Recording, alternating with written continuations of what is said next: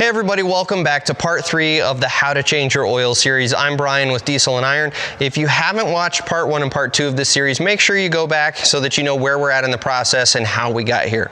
So the first thing is the supplies we're going to need up here. You're going to need your oil because that's what we're doing. We are actually refilling the oil.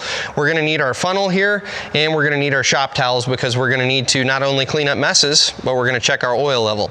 The other thing we're going to need on this particular truck, because it's so tall, I do have a step ladder over here that I'm going to be using just so you've got good access to the truck.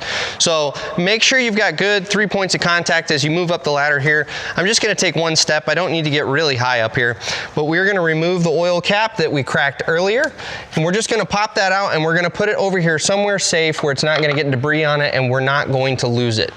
Next thing we're going to do is just put our funnel right here in your fill spout, and now we start to add the secret ingredient, our oil.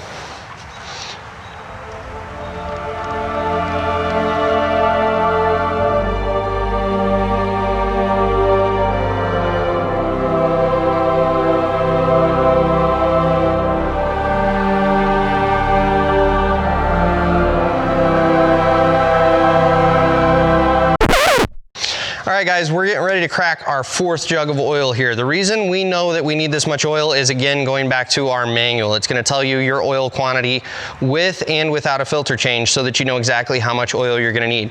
On this last jug, we're not necessarily going to use the full jug. So this is where we're going to start to go a little slower, and we're actually going to start checking our oil level with the dipstick as we pour. I'm going to turn it over to Rick for that portion of it. He's going to walk you through using the dipstick and really topping off the oil.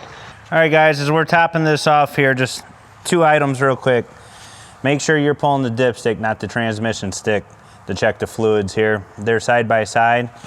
What I'm gonna do is I'm just gonna add a little more Scotia oil because I gotta fill up that oil filter.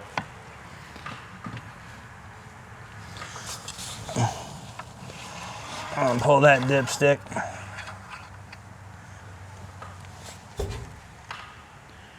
As you can see, we're actually right at the full line. I'm gonna clean off just to double check it one more time.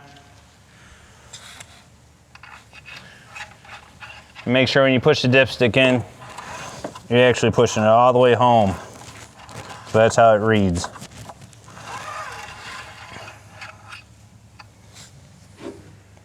That's that. We're full. So I'm going to put this back. I'm going to pull the funnel.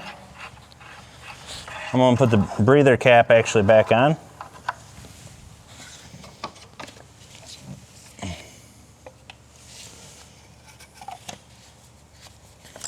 And that right there, guys, is how you complete an oil change.